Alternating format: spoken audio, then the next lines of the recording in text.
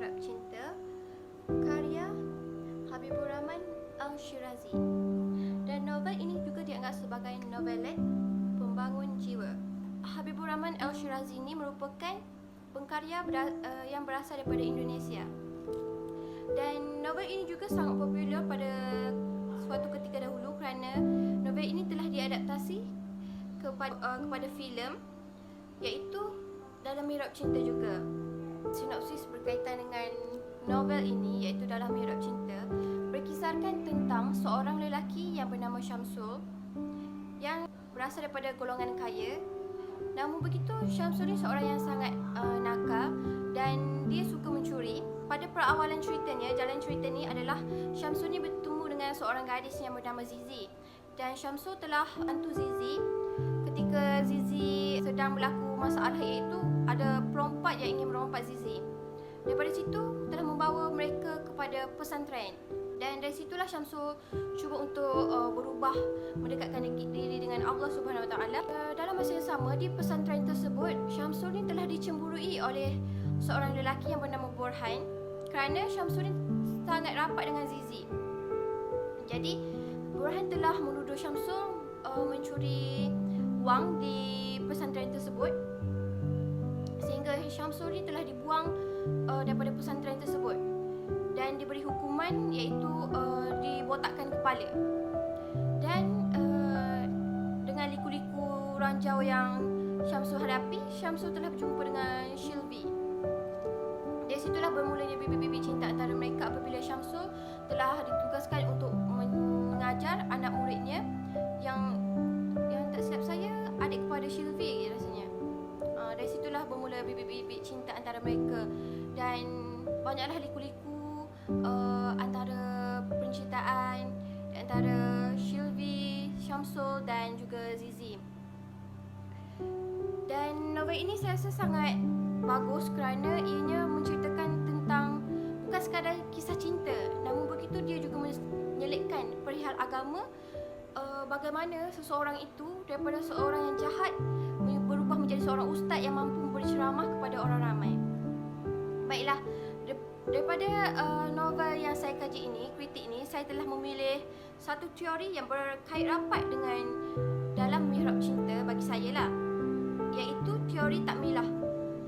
Baiklah, berdasarkan 7 prinsip yang dikemukakan oleh Syafi'i Abu Bakar, hanya 4 prinsip sahaja yang terpilih yang menepati dan sesuai dengan kritikan Dalam Mihrab Cinta, iaitu prinsip ketuhanan yang bersifat kamal, prinsip kerasulan sebagai insan kamil, dan prinsip Islam yang bersifat akmal, dan last sekali adalah prinsip khalayak bertujuan untuk memupuk ke arah insan kamil.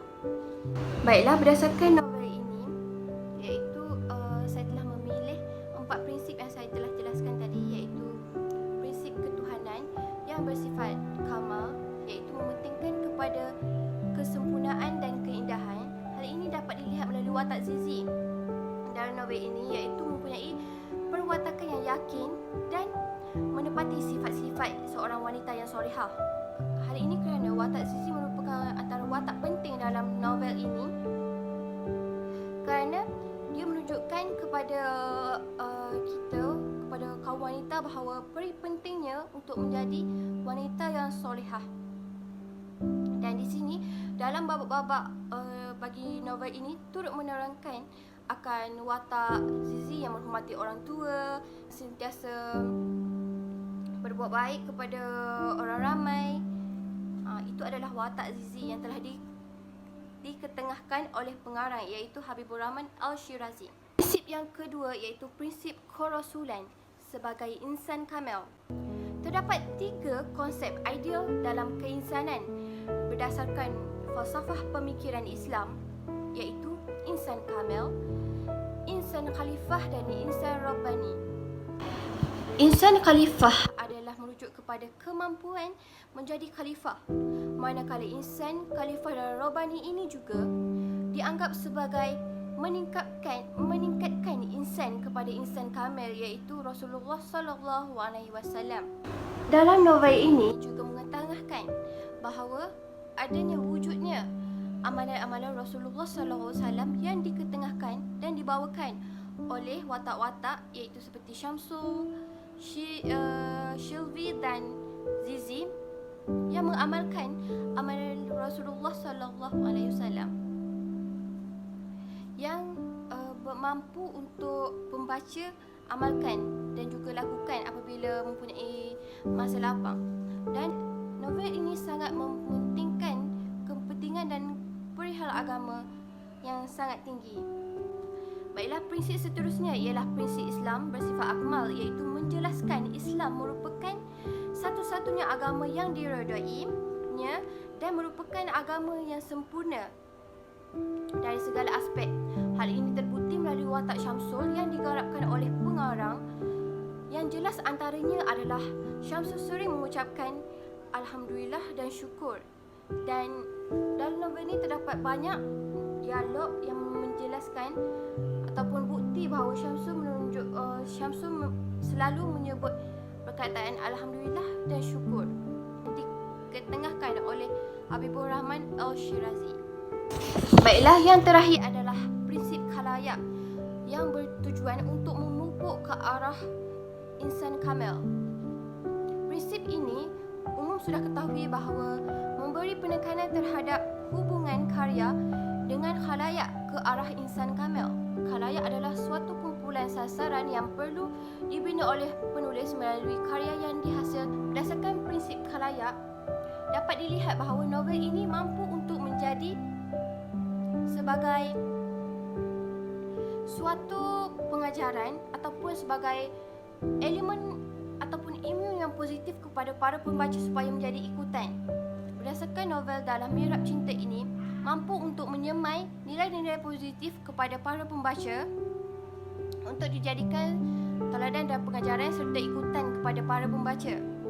Hal ini kerana dalam teori takmilah iaitu prinsip khalayak menekankan kepada sesuatu impak yang positif yang mampu memberikan kesan kepada para pembaca ke arah yang lebih baik, iaitu seperti ke arah kebaikan. Kesimpulannya, saya dapat simpulkan berdasarkan gambaran dan jalan cerita dalam novel ini, iaitu dalam Mihrab Cinta, jelas pengarang iaitu Habibur Rahman Al-Shirazi menekankan dan mengajak para pembaca serta khalayak untuk ke arah kebaikan, dan pengajaran yang dapat diambil berdasarkan novel ini ialah kita tidak perlu ataupun kita tidak boleh memandang rendah kepada insan yang selalu melakukan kejahatan.